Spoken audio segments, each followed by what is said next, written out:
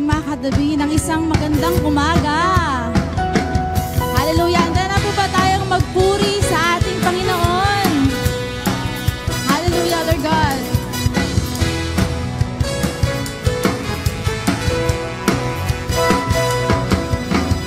Narito kami ngayon sa iyong harapan. Naladala ang pangako mong nakalaan sa iyong mga anak na walang humpay, na pumupuri at nagtatagumpay. Nilipad na parang agila, nakapay ang mga pakpak, hindi mapapagal. Lilipad na parang agila, hahayo sa buong mundo, isisigaw ang pangalan mo,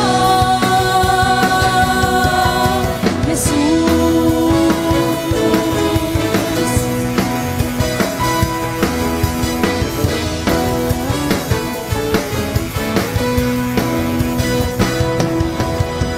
Narito kami ngayon sa iyong harapan.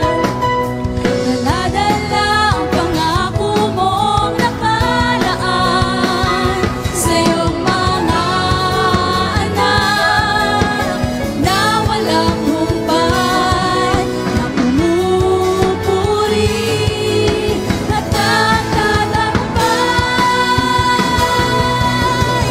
Ilipad na parang agila, nakakampay ang mga pakpak, hindi mapapagal. Lilipad na parang agila, hahayo sa buong mundo, isisigaw ang pangalan mo, Jesus.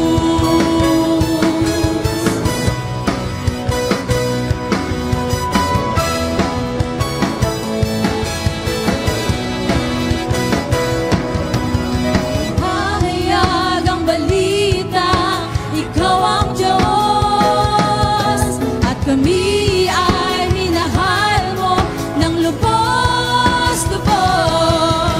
Kaya ngayon ay nagtatagumpay, at handa kami sabay-sabay.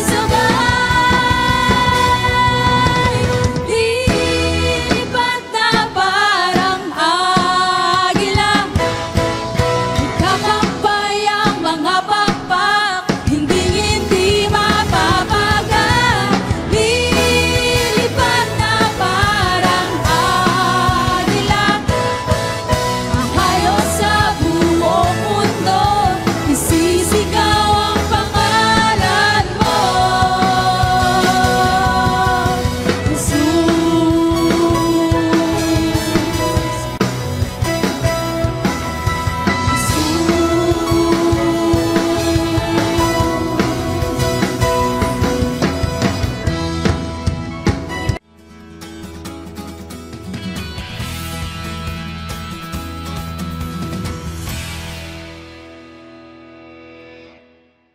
Merong isang prinsipyo ng Diyos sa Biblia, nilathala niya ito, na lubos na tumatak sa puso ko at sa buhay ko. Ito po yung batas ng pagtatanim at pag-ani. Ilang Huwebes na rin po natin itong tinatalakay, at habang tuloy-tuloy ang ating usapan, ay lalo namang lumiliwanag ang kagandahan at kapangyarihan ng salita ng Diyos sa pamamagitan ng prinsipyong ito.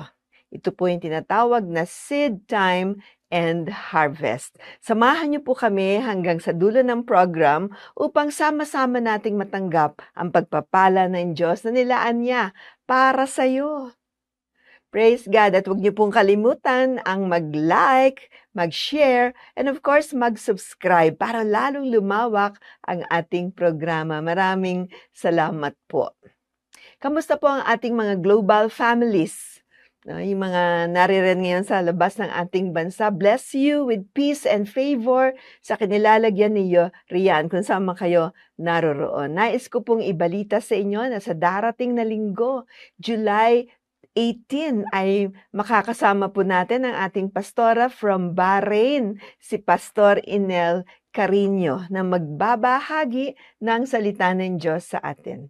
So pumunta po kayo, iniimbita ko po kayo alas 9 ng umaga dito sa 156 15th Avenue, Cubao, Quezon City sa Jesus Christ Saves Global Outreach. Kamusta po ang mga masusugit nating taga-subaybay mula sa Metro Manila South Region, Metro Manila North Region, Rizal Sector, Central Church, Regions 1, 2, 3, 4, 5, and Region 12, South Cotabato.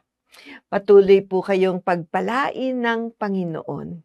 Thank you. Ewan ko lang po kung maabot ito sa Canada ang broadcast natin. Binabati po natin doon si Pastora Weng, no, na kasalukuyan ay nagbabakasyon sa kanyang pagbisita sa kanyang kapatid doon. Enjoy the rest of your travel there. God bless you.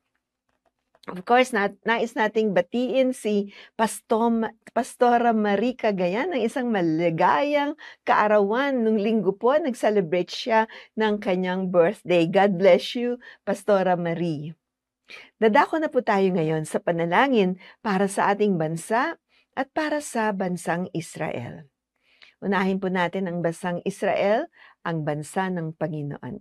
Lord, we pray, Panginoon, ipagtatanggol niyo po ang Israel, Lord. Siya yung bansa pa ni Panginoon. Although, Lord, kadalasan na tumatalikod siya sa iyo, panahon na, Panginoon, ang magbalik loob ang Israel sa Diyos at kilalaning ka na kanilang Mesaya at Panginoong Hesukristo. Lord, alalahanin niyo po yung mga Messianic Jews. Marami na rin pong mga Hudyo na kumikilala sa iyo, Panginoon. Thank you, Lord. Lord, preserve your nation, Israel, O God. Father, we pray, Lord. Ganun na rin po, Panginoon, ang bansang Pilipinas. Lord, ang alam po namin, Lord, ang lakas mo, Panginoon, ang aming sandigan. At ang mga pangako mo, Panginoon, hindi magmamaliw. Lord, hindi po papalya ang mga pangako mo para sa aming bansa, Panginoon. Pagpalain niyo po ang aming gobyerno, Lord. Bigyan mo ng kakaibang katalinuhan, kalakasan ng aming presidente na si Bongbong Marcos, O God. Lord, hayaan niyo po yung mga away politika, Panginoon. Matunaw muna, Lord, upang ang bayan namin ang maharap namin. Pagpalain mo siya, Lord. Give him the right people. Surround him right advisors, Panginoon. Bigyan niyo po siya, Lord, ng spiritual backup, Panginoon, especially sa mga hinaharap namin ngayon. Lord, padala po kayo ng mga angels, Lord, mga warring angels mo, Panginoon, sa buong bansang Pilipinas. Salamat po, O Diyos. Tinatas rin po namin sa iyong aming ekonomiya, Panginoon. Binibigay po namin sa ang aming ekonomiya. Wala po kami magagawa on our own, Lord. May magawa man kami, katiting, Panginoon, O God.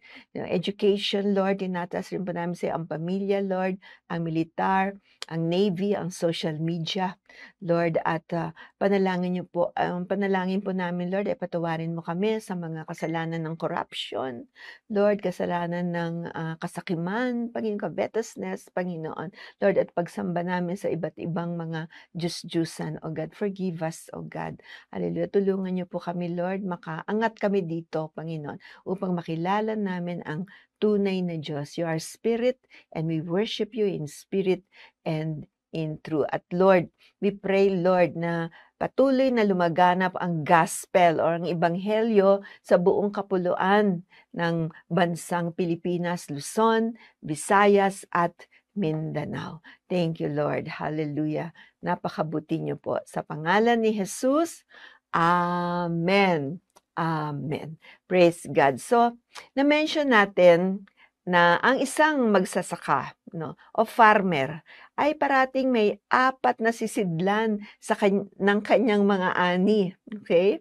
Ito po ay pinag-usapan natin ng mga nakaraang Thursday, di ba? Kasi siyempre, anihan na, kukunin na lang mga ani. Pero hindi lang sa isang sisidlan nila nilalagay, no?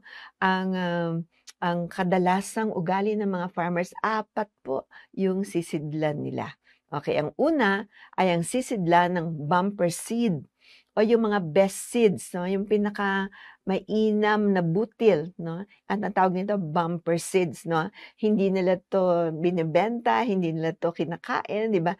Ay ito'y tinatanim nilang muli kasi napakaganda po ng tubo na yon, 'di ba? Kaya mas gaganda pa yung quality. So, ang unang sisidlan nila, for the bumper seeds. Pangalawa, yung mga harvest na ibebenta naman nila siyempre for example, mangga, daming tiklis ng mangga, 'di ba? Pero yung mga pangtanim, hindi nila binebenta yon, okey. Ang ibebenta nila yung mga manggang, pang-second ano na, second na lagyanan na, 'di ba? So, pupunuin nila yung bebenta nila. Ang pangatlo, ang mga seeds na pangkain nila.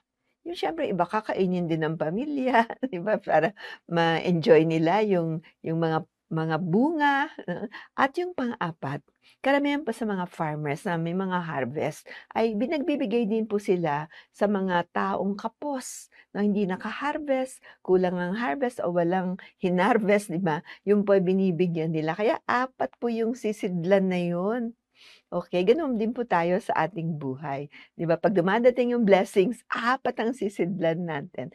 Ang mga mahuhusay na mga farmers, kailanman ay hindi kinain ang mga butil or seeds na pangtanim nila. So, naka-separate na po 'yan, naka naka, naka naka ano na 'yan, tumpok. Ito ang aking, pangtanim. Ang tawag po dito seeding seeds. Ang mga ito ay pangtanim. For example po, yung tithes natin bilang mga Kristiyano 'no, alam po natin na yung tithes, yung 10% ng ating kinikita, hindi sa atin yun, sinusoli natin yun sa Diyos. Hindi natin binibigay sa kanya kasi hindi naman atin. Papaano mo ibibigay kung hindi iyo, 'di ba? So yung tithes ay sinusoli natin sa Diyos 'no, ay parang tinatanim natin yan, ang tawag diyan ay seeding seeds, okey? At makakatiyak ka ng ani o harvest mula dito. Hindi ka mauubusan, hindi ka magkukulang. Gusto ko sanang malaman kung may kakilala kayong Kristiyano na talagang sumubsob sa hirap 'no, nagta-tithe siya ta's naghihirap siya, okey. Pero 'pag nagta-tithes kasi meron kang assurance na ang Panginoon ang, mangangalaga sa'yo, magpapatubo pa ng mga butil na tinanim mo at hindi ka niya pababayaan. Okay, marami pong nagsasabing hindi na 'yan uso ngayon, yung mga tithing-tithing, kinakalaban po nila. Well, sa kaso ko po, simula nang ako'y manampalataya, nang nag-believe ako, ako'y nag-tithes na. Ginaya ko po yung aking, asawa na si Bishop Jonathan, ngayon kasama na niya si Lord, 'di ba? Nagta-tithes po siya, ginaya ko po 'yan, nagta-tithes din po ako. Kahit maliit ang tithes ko, binibigay ko po 'yan. Kahit anong paninira nila ngayon sa against tithing, anti-tithing, 'di ba? Ay, huli na po sila sa akin. Wala na silang magagawa. Ako po ay naniniwala na ang pagtatanim ng tithes or ang pagbabalik muli ng tithes ay napakahalagang gawain ng isang Kristiyano. Kung gusto niyong umunlad or gusto niyong magkaroon ng kasaganaan sa inyong buhay, 'di ba? Minsan nga yung maliit lang na tithes ayaw mo pang ibigay, papaano lalaki 'yan? Halimbawa yung tithes mo out of, 1,100 yung tithes mo, ayaw mo ibigay 'yun, paano lalaki? Halimbawa, papaano ka makakapag-tithes kung binigyan ka na ng 500,000, 'di ba? Naku, hindi mo na mabibitawan yung tithes na 'yun. Kaya alam niyo, nag-umpisa tayo sa maliit hanggang palaki ng palaki niyan, mare-realize niyo na may blessing si Lord sa inyo. Maging faithful lang po tayo. May nangyari po sa tithing natin 'no, may nangyayari po 'yan. 45 years na rin po akong tither, okey. Napakaraming bagyo na po ang aking napagdaanan, subalit nananatiling tapat ang Diyos sa kanyang salita. Hindi niya po ako pinabayaan. Salamat po, Panginoon. May mga nagta-tithes dahil takot lang sila 'no. Ay, natakot sila kasi, "Bakit ako mag-tithes, hindi ako makatanggap mula sa Diyos," 'no. Wag pong gano'n. 'Wag pong gano'n ano. Nagsusoli po tayo ng tithes dahil ginagalang natin or we honor God. Ito po ay nagpapakitang sobrang appreciated natin ang mga pagpapala ng Diyos sa atin. So, ginagawa natin yung gusto niya, bring the tithes to the storehouse, bring it to the church, di ba? Para magkaroon ng revelation knowledge dun sa church na yon. Pag hindi nagta-tithe yung mga tao, wala kang makukuha dun sa church na yun. Yung spiritual life mo parang tuyo kasi hindi nagta-tithes, okay? So, binibigyan tayo ng salapi ng Diyos para makapagbigay tayo ng tithes and offering. Totoo po yun. Siya na rin naman saan ba nanggagaling lahat yung mga blessings natin din kay Lord din. So, siyang nagbibigay para may ibigay tayo. Parang sa mga anak nyo, binibigyan nyo ng pera, di ba? Para may pambili sila. Diba? Yung sa mga Christian parents, binibigyan nila yung anak nila ng pera para may pang-offering sila, may pang-tithe sila. Kasi maliliit pa, tinetrain na nila paano magbalik sa Panginoon ng tithes and offering. Thank you, Lord. Kadalasan, nagtatabi tayo ng offering para sa ibang projects sa church. Diba? Nagbibigay tayo sa mga projects ng church or pangkawang gawa, kagaya ng Seed Power Partnership. Okay, so marami na pong proyekto ang nangyari po because of the Seed Power Partnership at nakita po natin ito'y umusbong, hindi pinabayaan ng Panginoon. At ang mga seed partners naman, wala naman ako narinig na report na sobrang naghirap. Okay, so ang maganda po, lalo na yung mga sincere talagang nagbibigay sa Seed Power, pinapaunlad po sila. Thank you, Lord. So, kaya rin po tayo nagsisid. Alam niyo kung bakit? Nagsisid po tayo para sa ating kinabukasan. Kasi kung wala kang tinanim, bihadong wala kang aanihin. Tama o tama? Di po ba? Pag hindi ka naman nagtanim, paano ka aani? Kaya ngayon maraming tao sabihin, ba't ganitong buhay ko? Tagal ko ng Kristiyano, ba't ganito? Kasi simula pa lang, ayaw na nilang mag-tithes or hindi sila naniniwala sa tithes or nakakalimutan na mag-tithes parate or parang nanghihinayang silang mag-tithes. So, ganun ang resulta. Di ba? So, mag-umpisa ka sa maliit. Maliit pa lang ang income mo, mag-tithes ka na. Kasi lalaki po yan. Sa pag malaki na, lalo hindi ka na makakabigay. Ayaw natin na parating nagkukulang at nangungutang. Tama po ba? So, bilang isang Kristiyano, ano na po yun labasan ng equation sa totoo lang. Hindi na tayo kailangang pang mangutang parate or magkukulang parate. Kung ginagawa natin yung prinsipyo ng Diyos. Sabay, wala naman sa pilitan yan. Pero syempre, ang responsibility natin bilang broadcaster ng gospel, sinasabi natin yung katotohanan. Kung nais nating umunlad, then kailangan marunong tayong magtanim. Sa Genesis pa lang, binigyan na ng Diyos sina Adan at Eva ng butil na itatanim at ito ay para sa provision, para sa kanilang ikabubuhay, no? Doon po 'yun doon binigay ni Lord sa garden yung seeds, doon na po nag-uumpisa ang lahat. Okay? So may tinatanim sila, may kakainin sila. Ulitin ko po ang prinsipyo ng Diyos tungkol sa taniman. Okay? Sa Genesis chapter 8 verse 22. Hanggang naririto't buo ang daigdig. Tagtanim, tag-ani, palaging sasapit. Tag-araw, tag-ulan, tag-init, taglamig. Ang araw at gabi hindi mapapatid. Kareho mo yan. Ngayon hapon na, ngayon gabi na, di ba? So lilipas ang oras, bukas umaga na naman. Tapos may gabi naman. Ganun din ang pagtatanim at pag-ani. Magtatanim ka, mag-iintay ka, aani ka. Pag umani ka, wag mong kainin lahat yung ani mo. Mag-iwan ka ng pangtanim mo, bumper crop. Iikot naman po yun. Hanggang ma-enjoy mo yung buhay mo na hindi ka parating nagkukulang. Parang pagising mo pa lang sa umaga, saan ba ako uutang or saan ba ako kukuha ng pera, 'di ba? Anong kakainin namin, 'di ba? Pero kung ikaw ay Kristiyano at naintindihan mo ang prinsipyo na 'to ng Diyos, ikaw po ay uunlad. Lalong-lalo na po sa susunod na taong 2025, no? So sana po natutunan tayo sa mga lessons natin nung itong 2024, almost patapos na rin po ito. Pero ngayon pa lang ay pagtaniman na natin 'yan. Amen. Ngayon pa lang i-discern sa sarili, Lord, bigyan mo ako ng pangtanim para makakatanim ako. Kasi galing din naman sa kanya yung pangtanim niyo. Kaya minsan di tayo humihingi or minsan 'pag dumating, Hindi naman natin tinatanim, so wala tayong inaani. Wag rin po tayong manghinawa sa ating pag-ani. Minsan kasi naiinip tayo. May panahon po talaga ang pag-ani. Kahit sa mga ordinaryong mga, tanim niyo, halimbawa tanim kayong kamote, hindi naman overnight may kamote na 'yan, ano na 'yan, kukunin niyo na, 'di ba? Bubungkalin niyo na, titignan niyo kung hindi po, talagang it takes time din. Minsan mabilis, pareho ng toge, mabilis po 'yan. Yung munggo mabilis tumubo 'yan, nagiging toge agad. Minsan matagal at kung minsan naman ay totoo nga 'yun, mabilis, sobrang bilis. Sa araw-araw ay dapat buhay na buhay sa puso natin ang ating Panginoong Hesukristo. Alam niyo si Lord, si Panginoong Hesukristo, siya ang unang umibig sa atin. Hindi man tayo kaibig-ibig ay patuloy niya tayong minamahal. Kaya hanggang ngayon ang gospel ay namamayagpag. Ang mga programang kaganito meron pinapaalala sa tao.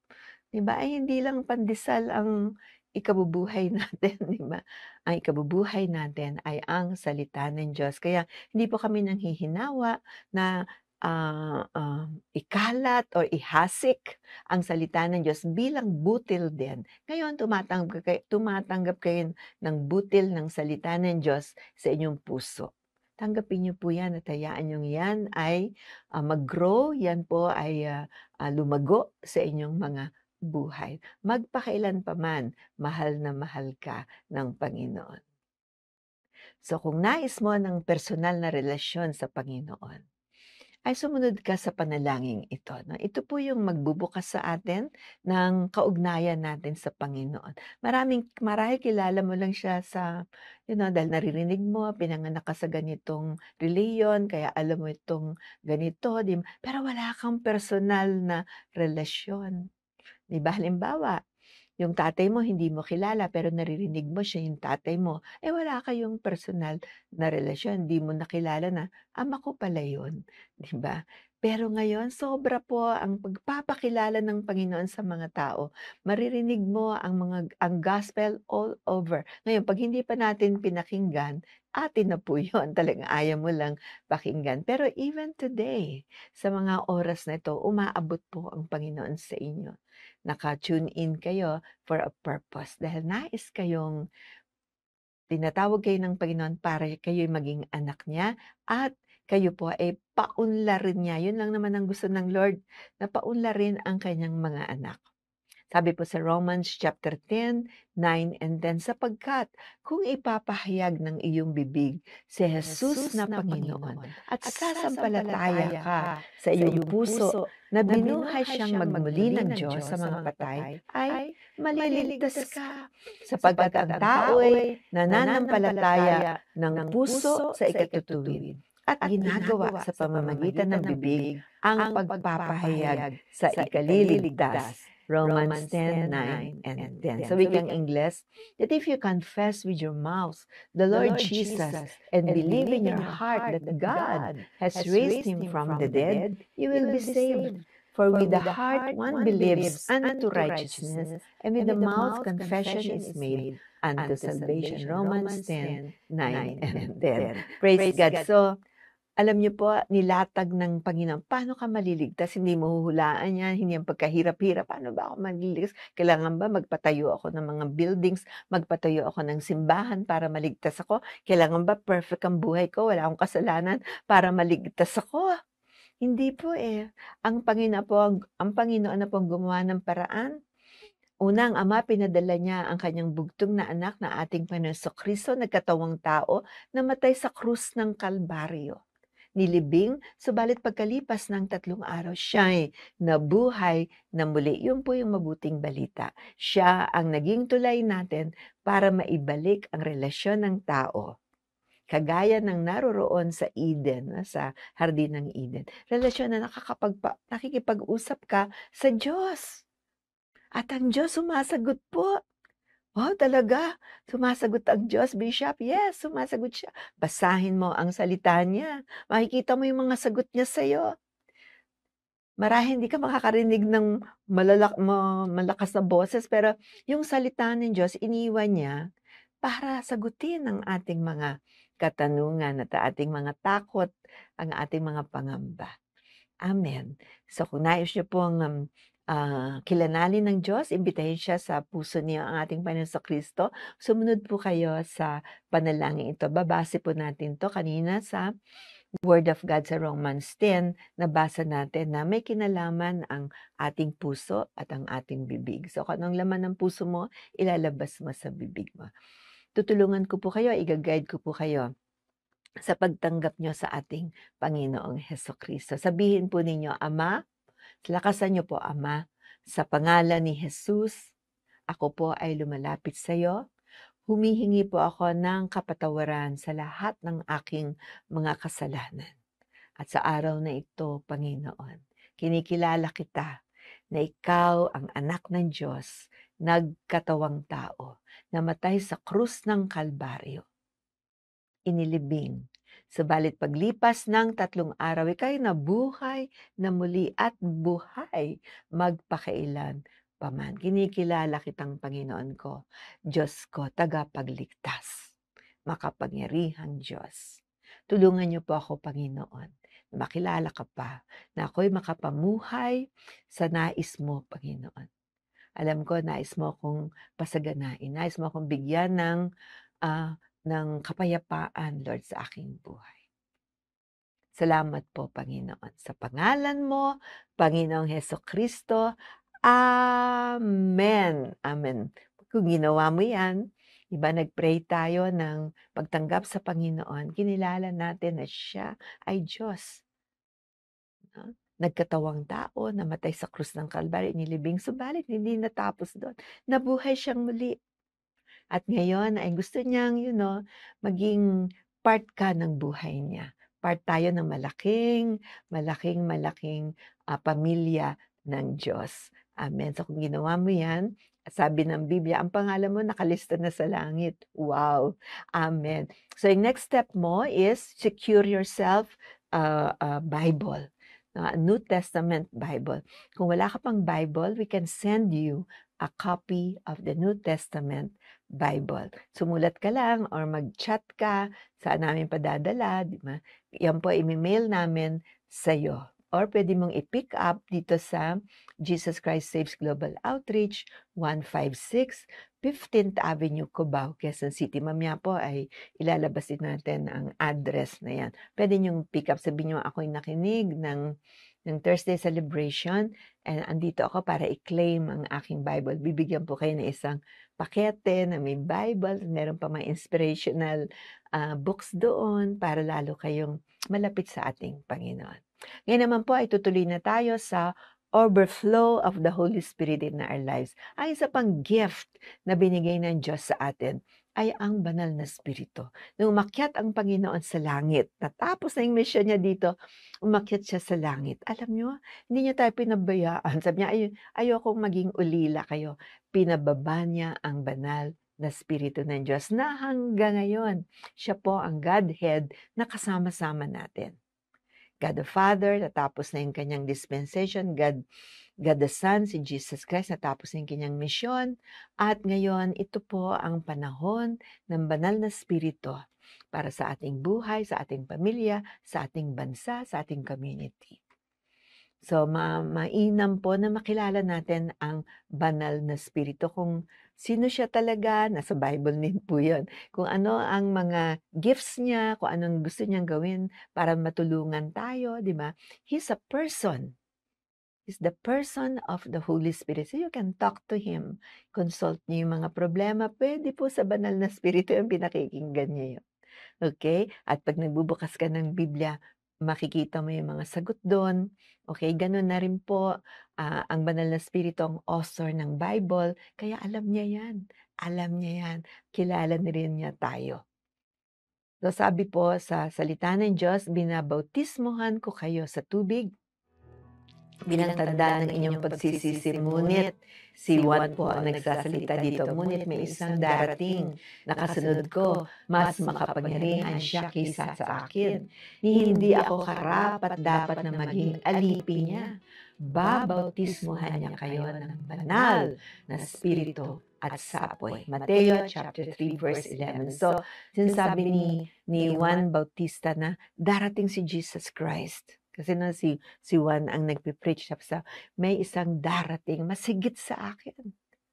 Siya ang ating Panginoong Hesukristo at siya ang magbabautismo sa inyo in the Holy Spirit. Babautismahan kayo ng ating Panginoon. That's the gift of the Holy Spirit sa iyo at para sa akin.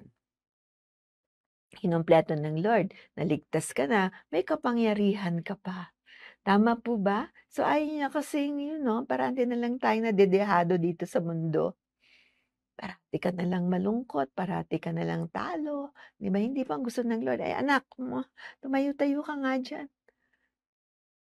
Tutulungan ka ng banal na spirito. Nandito siya ngayon. It's his ministry. Ministry ng Holy Spirit. Amen. So, marahil tinatanong niya, paano ko matatanggap naman ang kapangyarihan ng banal na spirito?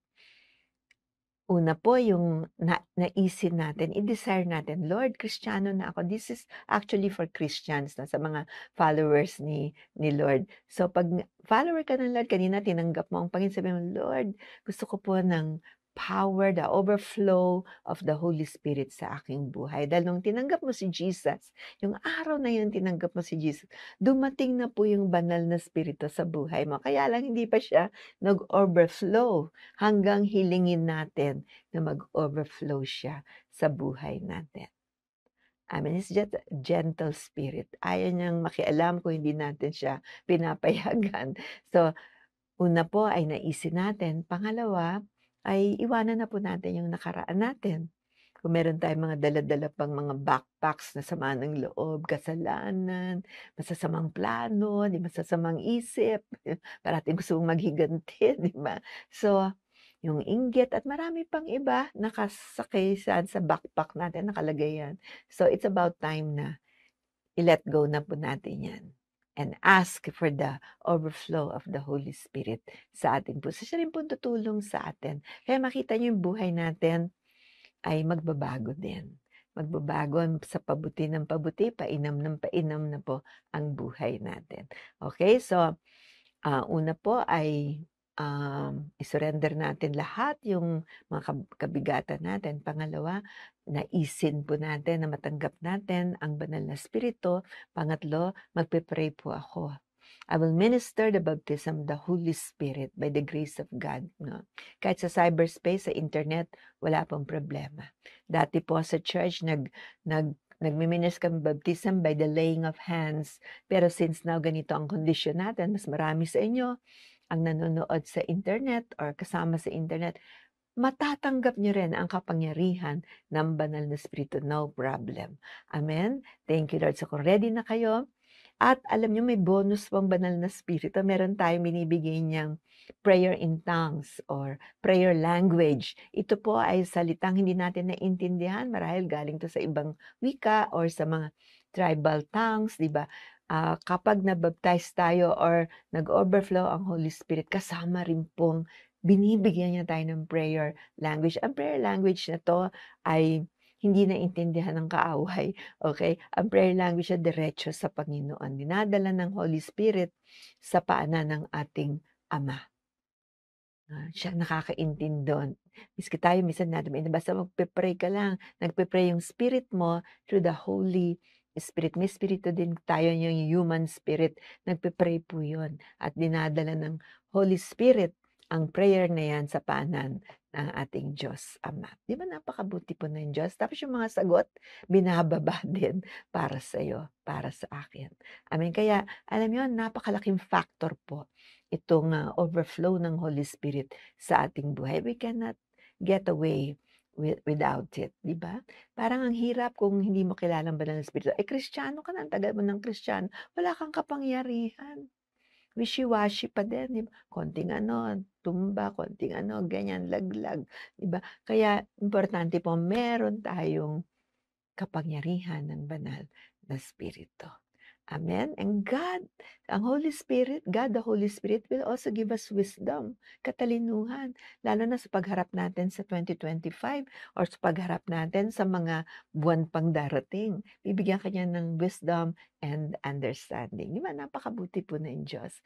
Kaya yung mga nais pong makatanggap or imbitahin ang banal na Espiritu sa kanilang mga buhay, this is our time. Sumunod po kayo sa panalangin ito. Sabihin niyo, Ama, sa pangalan ni Jesus, inanais ko po ang overflow ng Holy Spirit sa aking buhay.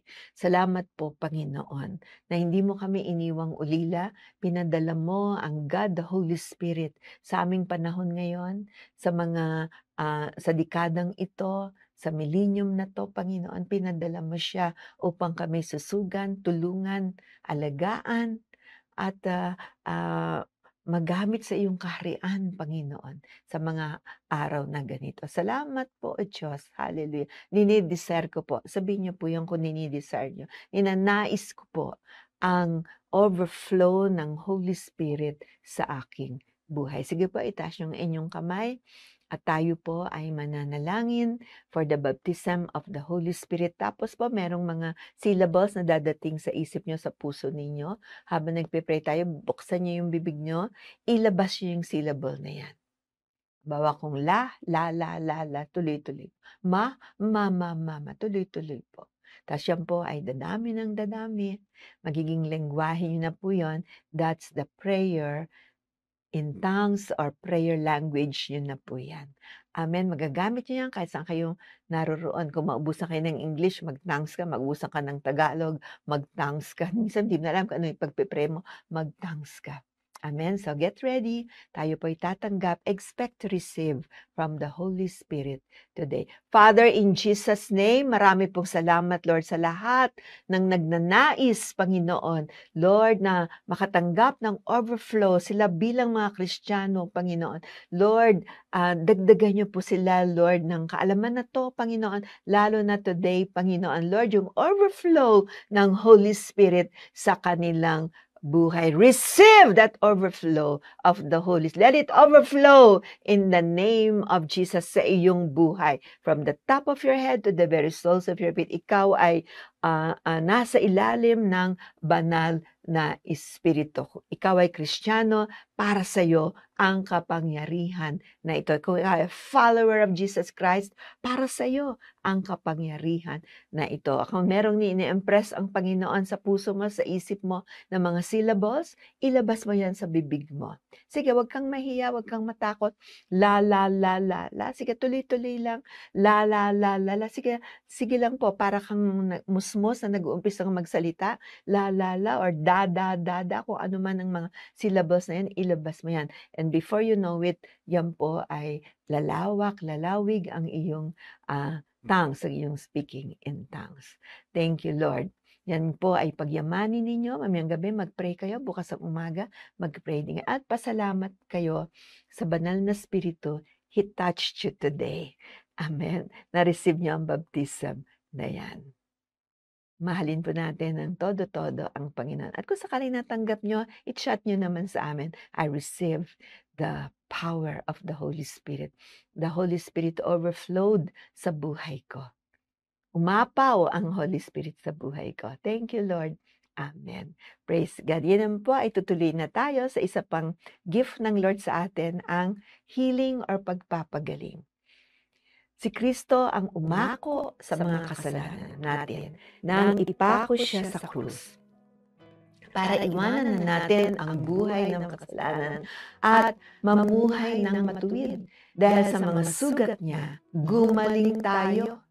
Para tayo mga tupang naligaw noon, pero nakabalik na tayo ngayon sa Panginoon, na tagapangalaga at tagapagbantay ng ating buhay. Unang Pedro, chapter 2, verses 24 to 25. Praise God, who Himself bore our sins in His own body on the tree, that we, having died to sins, might live for righteousness.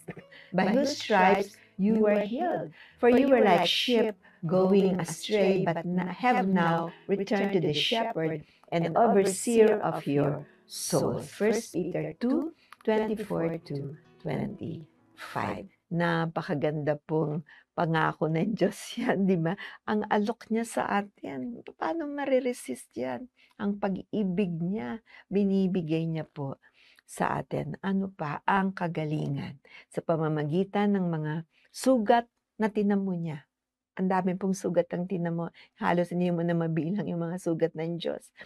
Sugat ng Panginoon Kristo nung nagkatawang tao siya. Hinampas po siya, no? Nang may tibo pa ng mga latigo at yung kanyang likod po ay halos mawasak na, mawarat na. No? Umagos po yung dugo doon. At sinasabi po ng Biblia, ang mga sugat na yan, ang nagpagaling sa'yo, nagpagaling sa akin. So kung yan po ay kukunin natin, paniniwalaan natin by faith. Lord, salamat po na sa pamamagitan ng mga sugat mo, kami ay gumaling. Ikaw ngayon na may sakit, kunin mo yan sa puso mo.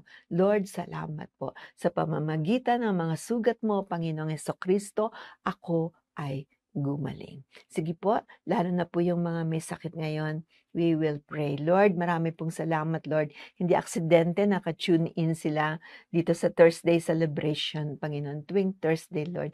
Salamat po sa mga taong pinagagaling mo, Panginoon. Salamat po sa kabutihan mo, Panginoon. At Lord, may pagagalingin ka na naman sa araw na ito. Lord, marami pong salamat, Lord, sa mga may hypertension, O God. We speak peace to their hearts, Panginoon. Lord, yung may mga cancer, O God, Lord, sa breasts, O God, in Jesus' name, Lord, we come against, Lord, this cancer in Jesus' name. Wala kang magagawa sa tao na yan. And pakawalan mo siya in the name of Jesus. Spirit of death, you get out of these people. May plano ang Diyos para sa kanila. Hindi namin binibitawan ang mga cancer na yan. Ang kagalingan ng Lord, cancer, hindi ka para sa taong yan. Sa pangalan ni Jesus, we rebuke you in Jesus' name. Pinapalayas ka namin sa kanilang katawan. Sa pangalan ni Jesus, Lord. Even, Lord, yung mga ubo-ubo, Lord, yung mga virus na yan, in Jesus' name, cover us with your most precious blood. Lahat po ng nanonood ngayon, Lord, salamat po sa covering ng precious blood mo sa kanila at sa kanilang pamilya, Panginoon. Thank you for the healing, Lord, in the name of Jesus. Salamat po, Panginoon. Lord, yung mga nakaratay sa ospital, Lord, sa kanilang mga tahanan, Lord, let there be healing in the name of Jesus. Salamat po, Panginoon. Salamat po. To you be all the glory and the honor. In Jesus' name. Amen. Amen. Praise the Lord po ang nagpapagaling. Hindi pa ako nagpapagaling. Ang Panginoon po ang nagpapagaling. So, i-focus po natin yung puso natin sa Kanya. Masasalamat tayo sa ginawa niya sa cross of Calvary. Yan po ang naglunsad ng ating kagalingan. Hindi lang yan. No? Lahat yung mga sumpa natin sa buhay, yung namana-mana pa natin sa mga ninuno natin, winawasak din ng dugo ng Panginoon sa Kristo. Tsaka yung mga sakit na yan na matitindi, winawasak yan ng dugo ng Panginoong Heso Kristo. Pasalamat po tayo sa Panginoon. Sige, pasalamat kayo. Lord, thank you. Thank you so much. Thank you, Lord. Ngayon po ay tutuloy na tayo sa isa pang bahagi ng ating programa. Ito naman po ay generous giving. Dahil ang Diyos natin ay generous, mapagbigay po ang Panginoon. Hindi siya naging madamot. Binigay nga niya kanyang buong buhay para sa atin. Tinuturuan din niya tayo ng generosity from our hearts. Kahit po minsan parang, ang hirap natin. Paano tayo uunlad kung hindi tayo magbibigay? Kumbaga sa poso, nasa probinsya may mga poso pa. Paano lalabas yung tubig kung hindi mo susunduin? Tama po ba? Ganun yung prinsipyo na sinusundo mo ng tubig. Meron ka isang tabong tubig, bubuhos mo na, tapos ipapump mo na siya, lalabas na yung tubig. Ganun din po. Pag nagbibigay tayo, then meron tayong aanihin at meron tayong kabubuhay. Tapos, ang part of that seed tinatago natin para pambigay natin ulit sa Sunday or Thursday kung nagbibigay po kayo as our partners dito po sa Thursday celebration. Praise God. So, sabi po sa Bible, this I say, he who sows sparingly will also reap sparingly, and he who sows bountifully will also reap bountifully, so let each one give as he purposes in his heart, not grudgingly, or of necessity. For God loves a cheerful giver. 2 Corinthians 9:6-7. Tandaan ninyo ito. Ang naghahasik ng kaunti ay umaani ng kaunti at ang naghahasik ng marami ay umaani ng marami. Ang bawat isa sa inyo ay magbigay ng ayon sa sariling kapasyahan ng walang pag-aatubili at hindi sa pilitan. Dahil mahal ng Diyos ang mga nagbibigay ng may kagalakan. 2 Corinthians 9:6-7. Amen. So, yan po. So, mag-ready na po tayo. Marami pong salamat sa mga partners natin na Thursday, nagpapadala po sila ng kanilang mga tanim dito po sa ating programang Thursday Celebration. Ganun din po sa mga nasa abroad, yung mga global families natin sa iba't ibang mga lugar. Nagpapadala rin po sila. Maraming salamat sa inyo. Ito po ay lalong lumalawak ang ating gawain. No? Saan po tayo nakakaabot dahil po yan sa partnership natin. And I know deep in my heart, God will bless you. Hindi kayo maubusan ng pangtanim. Tama po ba? Magugulat nga kayo, bakit kaya binless ako ng employer ko? Ba't kaya nakakuha ako ng ganitong blessing? Nakamana ako, ganyan, di ba? Dahil nga sa ating pagtatanim. Amen. So, pwede po kayo magtanim sa mga sumusunod na outlets, sa ang generous giving sa China Bank, the Minister of JCSGO, 1130-00000560. 5. Ganun din po sa Metro Bank. Pwede kayo magpunta doon. The Minister of JCSG o sa internet po, pwede yan. 473-3473-738326. So, meron din po tayo outlet sa Union Bank. The Minister of JCSGO 000-1500-28-404. Kaya isa sa mga popular way of giving natin ng way sa ating pagbibigay ay ang GCash. Ito po ay nasa pangalan ng ating accountant na si Gary Talentino. Okay, mas madali pong mag-register sa pangalan kaysa sa pangalan ng corporation at church. Ang dami po nilang hinihinging papeles at malaki po yung down payment. Kaya we opted na si Gary Talentino po ang makaka-receive ng mga GCash nyo, pero ibang account po ito. Diretso po ito sa account ng Thursday Celebration. So, don't worry, safe na safe po lahat ng binibigay niya, ina-account po namin yan. Thank you, Lord. So, Gary Talentino, GCash, 09-1506-47446. Amen. So, maraming salamat po. Nakaisa kayo sa mga pagpapalago ng salita ng Diyos. Gospel every Thursday. So, alam ko si Lord ang tumawag sa inyo para makasama namin. And please, kung na-bless po kayo ngayon, i-share nyo po ang ating programang ito. I-like ninyo at mag-subscribe kayo kung di pa kayo nakasubscribe. Para po sa ating mga announcement, magkita-kita po tayo sa Sunday na darating. Meron po tayong special guest, si Pastora Enel, okay, ng Bahrain. Okay? Galing pa po siya sa Bahrain. Pastor po siya doon, pastora siya doon ng JCSG. And please listen to her. Okay? So, napaka-anointed din po ng babaeng yan. And of course, today we want to greet yung pagbate sa Sunday. Anniversary rin po ng Taytay. Rizal ng JCSG o Taytay. Salamat po sa pagtataguyod sa pag-aalaga ni Pastor Romy at Lina Labaine. Naku, naghahanda na po sila para sa malaking celebration na yan sa Sunday. Congratulations mga kapatiran sa Taytay. God bless you more and more. Amen. Praise God. So, sa August 2, sa malaking Agosto, ikalawa ng August 2, 2024. Napakalaking gawain po na masasaksihan natin. The Healing Rally with Reverend Yosafat. Mga kaibigan po natin sila from Indonesia. At naglagay ni Lord sa puso nila ang bumisita dito sa Pilipinas at mag-conduct ng healing rally. Ang healing rally mag-uumpisa po ng 5:00 ng hapon. Okay, dito po gaganapin yan sa JCSGO Sidong. Okay, ang address po natin is 156 15th Avenue, Cubao, Quezon City. Siya po ay pumupunta sa iba't ibang lugar para ipahayag ang kabutihan ng Diyos, dalhin ang healing, ang pagpapagaling ng Panginoon. Before the Philippines, galing po sila ng Africa at doon po ay nagministeryo din po sila. Okay, so please don't miss this. Kung meron kayong mga kilalang may sakit, okay, dalhin niyo po sila, libre po ito. Mag-register lang po kayo or tumawag lang po kayo sa amin dito po sa programang Even Today. Sabi mo, meron akong gustong imbitahin.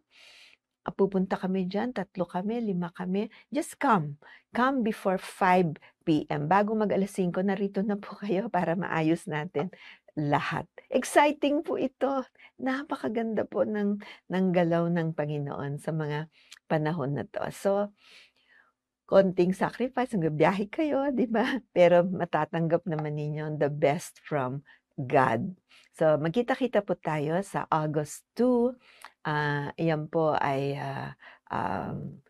Friday evening.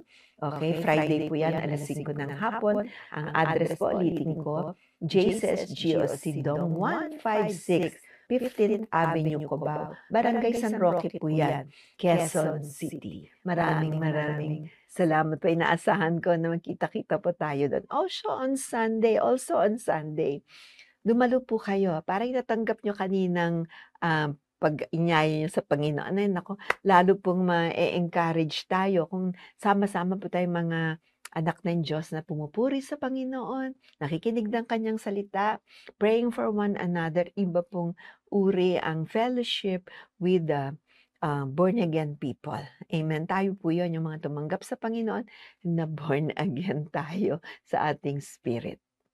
Praise God. Thank you, Lord. Pasalamat po tayo sa Panginoon. Tayo po ngayon ay magsasara na sa panalangin. Pagpalain kayo ng Panginoon. Ipakita ng Panginoon ang kanyang kabutihan at awa sa inyo. At malugod ang Panginoon sa inyo at bigyan niya kayo ng mabuting kalagayan. The Lord bless you and keep you. The Lord make His face shine upon you and be gracious to you. The Lord lift up His countenance upon you and give you peace. Lord, marami pong salamat, Lord, sa bawat isang nakatunghay kasama namin ngayon sa programa at yung mga later pa manonood, Panginoon, hayaan niyo pong matanggap nila ang kapayapaan. Alam niyo po, hayaan niyo pong maranasan nila ang iyong kabutihan, Panginoon, sa kanilang buhay. Sa buong linggong ito, Lord, hanggang sa susunod naming Webes na pagkikita-kita, Panginoon, meron silang testimonya para sa iyo. Thank you, Lord. We bless them agad. We speak peace to them, to their family, to our community, Lord, sa aming bansa, Panginoon. Let there be peace, Lord, over the Philippines. Ipagtatanggol mo kami, Panginoon. Wala kaming lakas sa sarili lang namin, Lord. Pero ikaw ang pinakamalakas, powerful God. We thank you, Lord, in Jesus' name. Amen. Amen. Amen. So, magkita-kita muli po tayo sa Thursday na to. Sana sa Sunday, magkakilala tayo. Okay? Sa Thursday po, magkita for another revelation na galing sa Panginoon kung paano lalong gaganda ang ating buhay at ating paglakad Kristiyano. Salamat po. God bless you and bye-bye.